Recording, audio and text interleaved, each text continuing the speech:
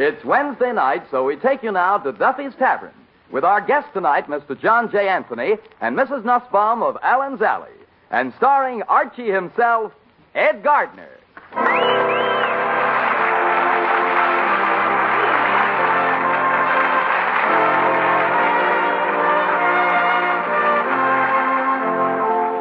Duffy'S Tavern is brought to you by Bristol Myers, makers of Ipana toothpaste and Truchet, the beforehand lotion. Two products it will pay you to remember. Ipana for the smile of beauty, Truchet for softer, lovelier hands. Ipana, Truchet.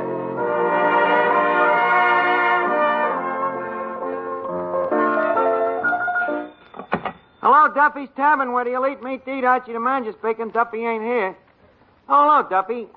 Hey, Duffy, did you hear me on the Fred Allen show Sunday? You did, huh? What'd you think of me performance? To high heaven, huh?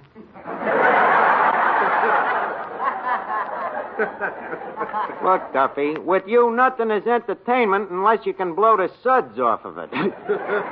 By the way, I invited Mrs. Nussbaum to come down. Mrs. Nussbaum, the dame that says, no?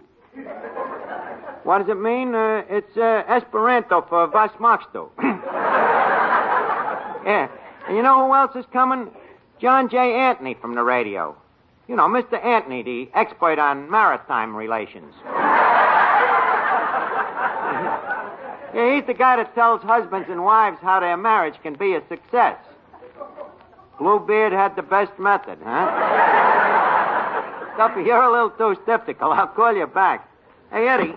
What is it, Mr. Archie? Did you hear me on the Fred Allen show Sunday? Yes, I did. Yeah, did you think I was funny? Yeah, funny? You know, when you told your first joke, I just rolled on the floor. Yeah, the first joke. What about the rest of them? I didn't hear them. By the time I stopped rolling, I found myself sitting in the movie. Well, you missed something, Eddie. I was really sensational. You was, huh? Yeah. See, I forgot to tell you. Just as you come on the air, a girl from that Hooper rating called up and said they was making a special survey. Is that so? A special survey just for me, huh? Yeah. They wanted to know what program I was switching to. Cut it out, Eddie. But what a racket that radio is, huh? Why can't I get a job like that Fred Allen instead of working in a crummy dump like this? Why don't you give your problem to Mr. Anthony when he gets you? Him? With them nasal nostrils of his, he'd like to be Fred Allen himself. What do I need him for? Believe me, I have given just as much good advice as he has, Eddie. Enumerate? Well, like to me friends Harry and Ethel, or as Mr. Anthony calls them, H and E, you know. From the day they got married, they argued and fought like cats and dogs, but thanks to the advice that I gave them, today they're both very happy. What happened? They're divorced. And then there's the case of George and Sylvia, G and C. Two people very much in love. But there was just one thing, you see. Harry says that they couldn't get married unless Ethel stopped running around with this other guy. Who fixed it up for them? Me. How'd you do that? I stopped running around with Ethel. However, Eddie, I find that in most of these cases, it's the woman that's at fault. Just a minute, Archie. You can't talk that way about us women. Us women? What do they do, make you an honorary member of the sex? Women are at fault. Look at poor Vera Fogarty. What happened to her shouldn't happen to a dog. But it did. But how did it happen this time? Well, the fella is about to get married to her, see? So the preacher says, if anyone knows why these two should not be married, let him now speak. So what happened? So the fella's wife has to go and open up a big mouth. Well, some wives is just narrow-minded that way. But look, Miss Duffy, save Vera's troubles until Mr. Anthony gets here, will you? Oh, she's been on Mr. Anthony's program, but she could hardly talk. Why? Oh, she kept crying and crying. All broken up, huh? No, she was just so happy to be on the radio. Well, anyway, she told Mr. Anthony her problem, and he said, I would like to see you after the program is over, my dear. Well, she's thrilled. What happened then? Nothing. All he did was give her a lot of good advice.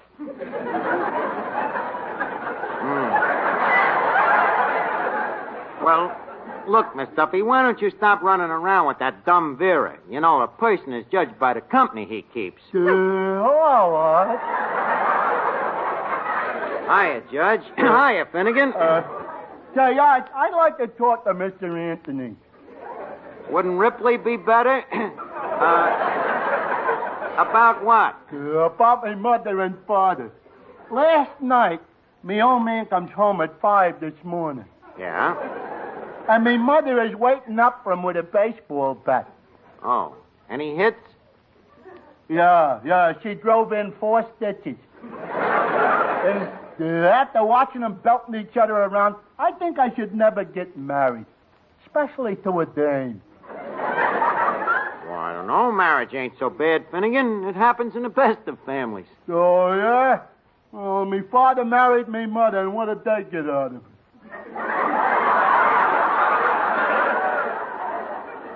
I think you're just being self-conscious. You should try marriage sometime. I couldn't even remember which finger the ring goes on. Well, it's simple. It's worn on the 3rd finger from the left, which, incidentally, in your case, is also the 4th finger from the right. Look, wouldn't you like to have a wife, Finnegan? Well, maybe if I could marry Betty Grable. Yeah, but what about Harry James? I'm afraid not. He ain't my type.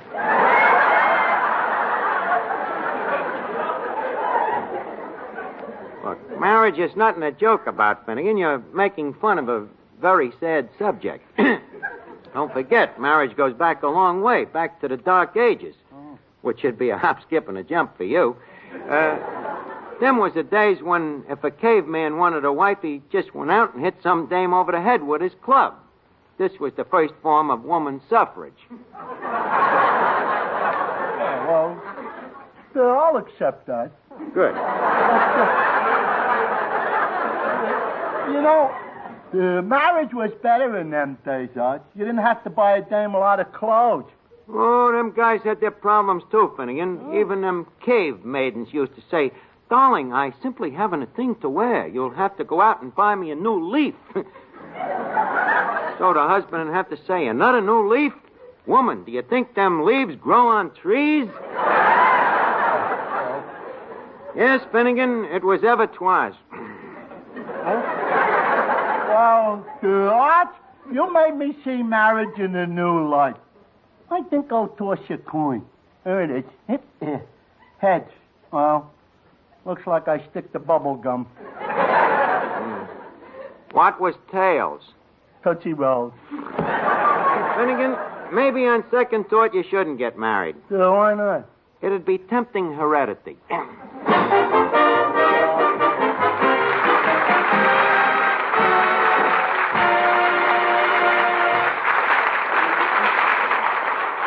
Friends, listen. Here is something you should know. Here are some facts that may help you. Dentists prefer Ipana toothpaste 2-to-1 over any other dentifrice for their own personal use. Yes, friends, those are the facts found in a recent national survey. So why don't you two discover just what makes Ipana toothpaste so good for your teeth?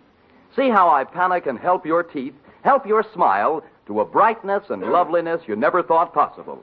You see, Ipana is designed not only to clean your teeth, but with gentle massage to aid in the health of your gums. And firm, healthy gums are so important to sound, brighter teeth, to that more sparkling smile.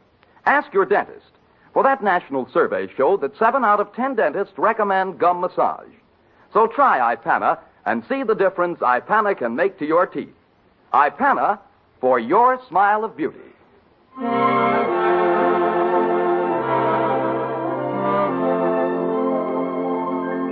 Hey, Eddie. Well, what is it, Mr. Mr. Anthony didn't get here yet, huh? No, sir.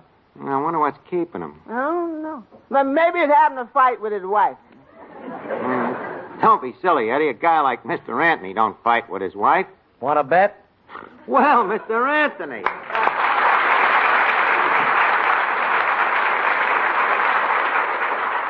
Well, sir, I'm sure glad you could drop down. thank you, Archie. Well, so this is Duffy's Tavern. Yep. What do you think of the joint? Well, how shall I say it? Well, how would you say it if you was on the air? On the air, they wouldn't let me say it. Hey, hey, that's pretty good. And from listening to you, I thought you was one of them stuffed shirt professor types. Really? Yeah, but you look like any of the other characters that come in here. Well, Archie, I thought you were going to be a tall, skinny jerk with big ears. Really? Yes? Well, now that we've crossed the ice, tell me, have you solved any good problems lately? No, not lately, Charlie. How come? Well, Call me Arch, why don't you? Let's be friendly. well, people don't seem to have too many problems these days. They're busy working, making money, having a good time, and... Well, cheer up. Maybe things will get tougher. You know what the Bluebird said about Maeterlinck? Okay, Archie. Huh? Oh, what is it, Miss Duffy? How about introducing me to Mr. Anthony? Well, okay, but it's a miserable way to treat a guest. John, this is Miss Duffy. She lives alone and looks it. Miss Duffy, this is Mr. Anthony. How do you do? Likewise, I'm sure. Say, I got a problem. And I suppose your problem is men? Is there any other kind? Look, will you please state your problem and blow? Well, look, Mr. Anthony, I've been going with a fella named Breckenbridge Hortenfelder. Well, that is a problem. Yeah. So anyway, I say I've been going steady with him for 2 years. Yes? After 2 years, he went out the other day and married another girl. Well, what's the problem? Do you think he was just trying to make me jealous? Miss Duffy, my advice to you is to forget about this man. But he's so good-looking. Doesn't matter. But he's very rich. That's unimportant. I said he's very rich. And I said that's unimportant. Some advice. Miss Archie. What is it, Eddie? That lady over there, she says she'd like to talk to you. Oh, excuse me, Mr. Anthony. I wonder who it could be. No? Well, Mrs. Nussbaum.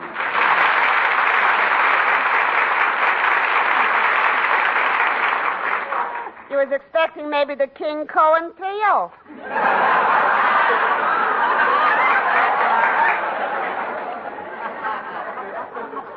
Say, is this a tough place? What do you mean?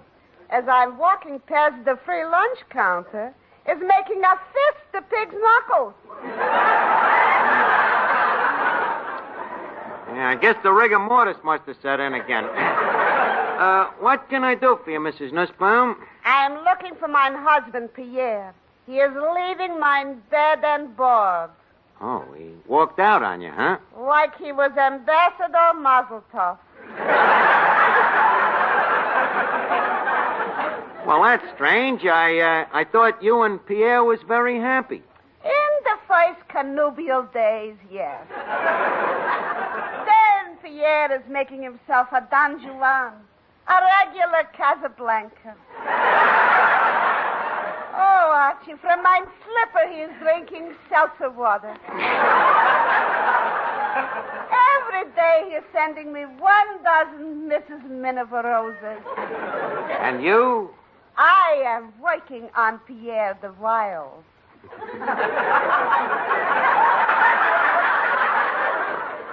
Handkerchiefs I'm dropping. Eyelashes I'm fluttering. And from the atomizer I'm squirting on myself Prince Machiavelli.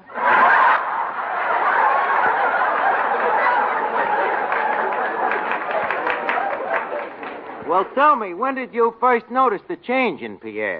It was like this. One night we're going to the movies. It is crowded, so Pierre and me, we are taking separate seats. Pierre is in one row, I am in the next. All through the picture, Pierre is turning around to the seats in back for necking and kissing. Well, that sounds sweet. What's wrong with that? I am sitting in front from Pierre.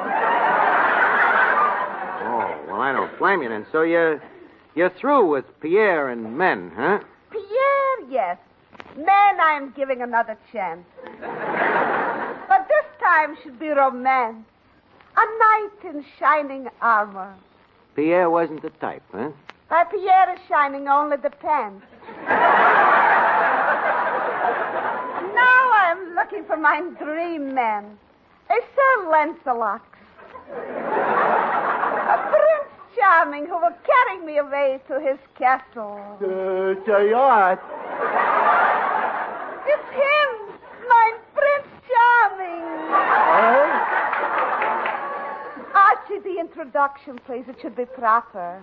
Oh, by all means, Clifton Finnegan, shake hands with Pansy Nussbaum. Charmed, I'm sure. Such manners, such a doll. A gentleman from the world. Tell me, haven't we met someplace before?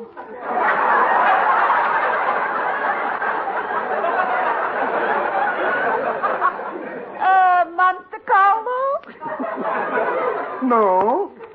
Palm Beach? No. Grossinger? No. Try Atlantic City. Atlantic City? No. Look, Finnegan, let me tell you something about this thing. Later, Roger, later. Finnegan, she wants to marry you. Well, okay. What? You mean... Exactly. The dame is out to groom you. Mr. Finnegan. Please, Words I am not bothering to miss. now, please. Come to me, darling. Now, take it easy. Hey, Arch, help me. Don't just stand there. Say something. Well, what do you want me to say? Sounds logical. Now, look, Mrs. Nussbaum, you can't marry Finnegan. He has already been spoken for. Aha. And who is mine rival? The Smithsonian Institute. Archie, by me, this is no competition. I am still making Finnegan Pierre Nussbaum II. Hey, wait a minute, Arch. You've got to get me out of this. Okay, Finnegan, I'll take up the problem with Mr. Anthony.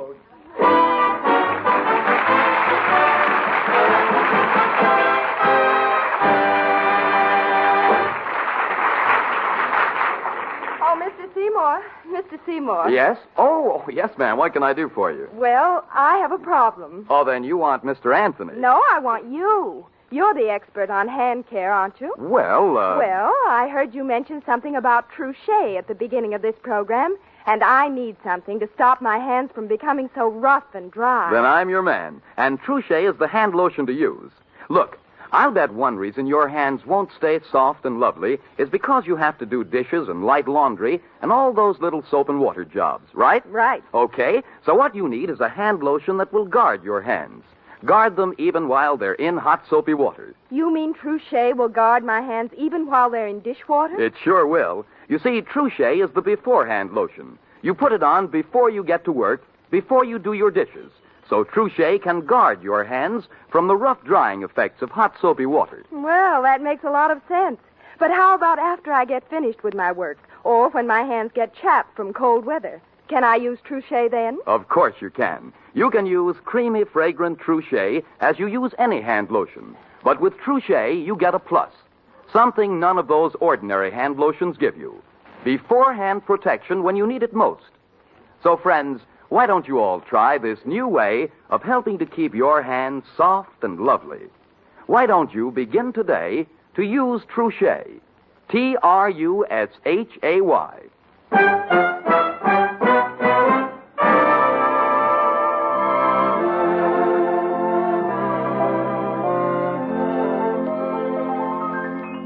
Now, look, Mr. Anthony, Finnegan is trying to get away from Mrs. Nussbaum, so please advise her to go back to her husband, will you? Okay, Archie, you can count on me. Good. But first we'll have to have a couple of test cases to warm you up. All right. What's the first case? The case of the lovesick waiter. Take it, Eddie. Now, will you state your problem, young man? Well, I'm in love with a gal named Sonia Jones. Yes? But a gal named Sonia Jones ain't in love with me. Well, I wouldn't worry about that, young man. The main thing in life is love. What a mind. What a mind. How does a guy think of them answers? Why, you're terrific, Mr. Anthony. Thank you, Archie. Eddie, have you talked with this young lady recently? No. Why don't you call her on the phone and talk to her, and then let me be the judge as to whether or not she loves you? Okay, that's good.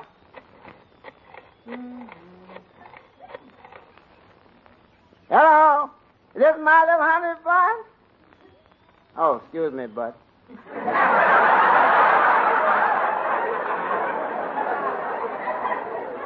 Now, I want to talk to Sonia. Hello, Sonia? Yeah, this is Dreamboat. No, not Charlie. No, not Frankie. No, not Sam. No, not Joe. It's Eddie. No. No. Eddie Green. Huh? No, little Eddie Green. How you feel, Sonia? You got a cold, huh? What you taking first? Hot lemonade? Yeah, I can hear the ice tinkling in the glass. Say, Sonia, who was that answered the phone before? Your mother? Yeah, she got a kind of a deep voice for your mother, ain't she? Oh, she got a cold, too, huh? Yeah, well, take care of yourself, honey. I'll be seeing you. Oh, Sonia, don't drink too many of them hot lemonades. You know how them bonded lemons affect you. Goodbye. Well, you do have a problem, young man. But I've seen cases like this before. They always seem to work out somehow. I'm sure one of these days you'll find yourself married to this Sonia. Well, I would like to marry Sonia, but I sure hate to have that guy for a mother-in-law. And that takes care of the case of the lovesick waiter.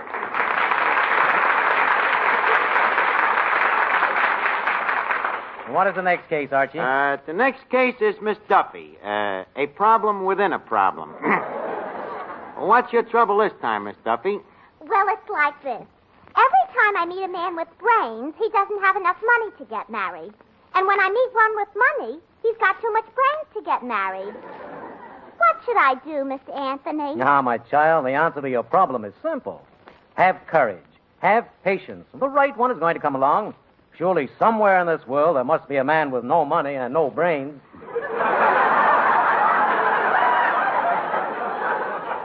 Now, the next case, the case of Mrs. Pierre N.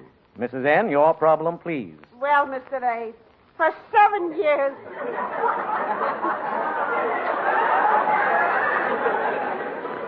For 7 years, like through a looking glass, I'm waiting for my husband, Pierre. Every spring, I'm hoping he is coming back to me, like a swallow from Capistrami. Precisely, why did your husband leave you? Who knows?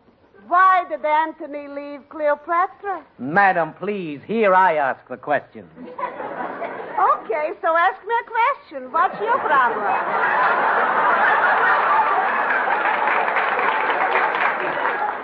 Madam, I'm merely trying to help you. You're a good man, Mr. Anthony. This is my problem. Today I am finding my dream prince, Clifton Finnegan. A find. Well, Mrs. N. Love sometimes strikes in the most unusual places.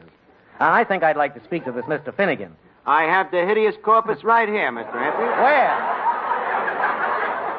There he is, right here. Oh, you better handle this one, Archie. Well, okay. Mr. Finnegan, are you ready? Gotcha. Now, what's your name? Clifton Finnegan. Where do you live? 3rd Avenue. When was you born? 1907. Do you drink? Never touched this stuff. Who's your favorite movie star? Bugs Bunny. When was you born? Clifton Finnegan. How old are you? 3rd Avenue.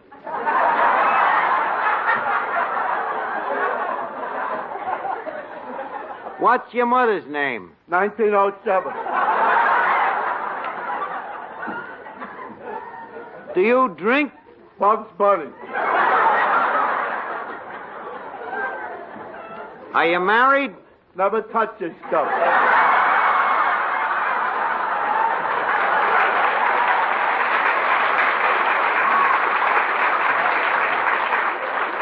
Mr. Anthony, I think you better take over.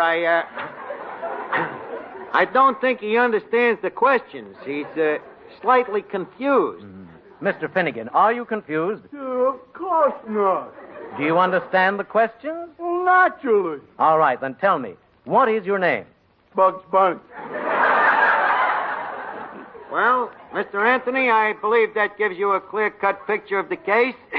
Have you reached a decision? I have. Mrs. N, Yes, Mr. A. my advice to you is to go back to your husband. Back to my husband. This is the best solution available. My...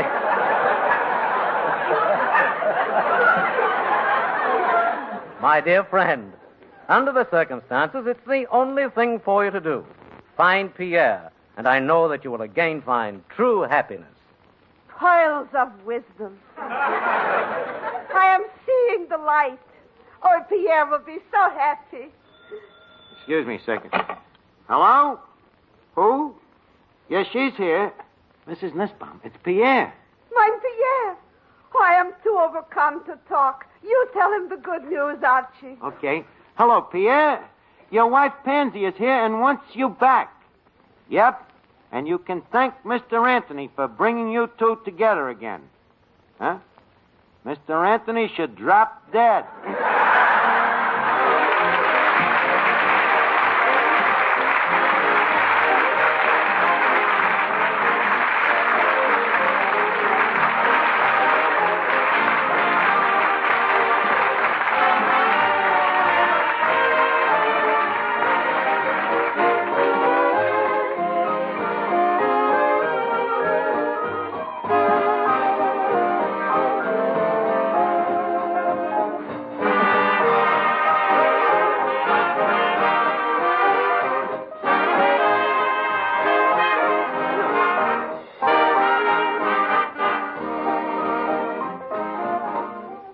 If you're suffering from a cold, listen.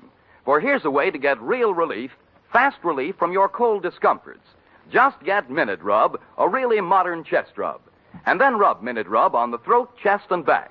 In a minute, Minute Rub's soothing menthol vapors begin to clear that stuffed-up feeling in your nose and throat.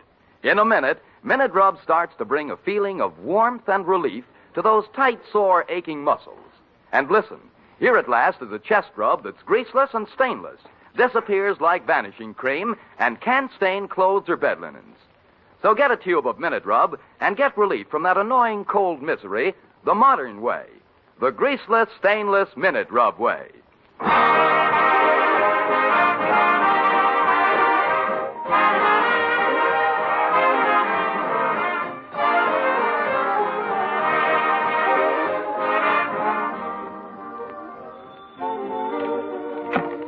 Hello, Duffy'S Tavern. Where do you eat meat to eat?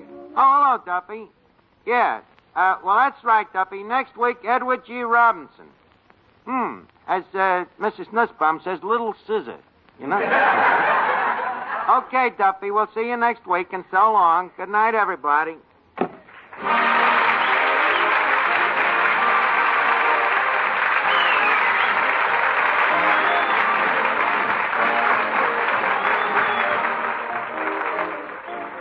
It's time now to leave Duffy'S Tavern for this evening, but let's meet here again at this same time next Wednesday when our guest will be Edward G. Robinson.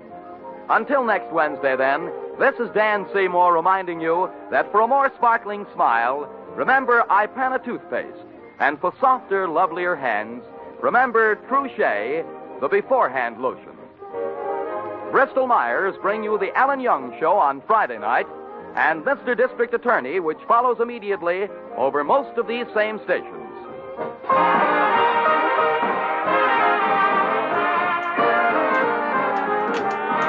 This is NBC, the national broadcasting company.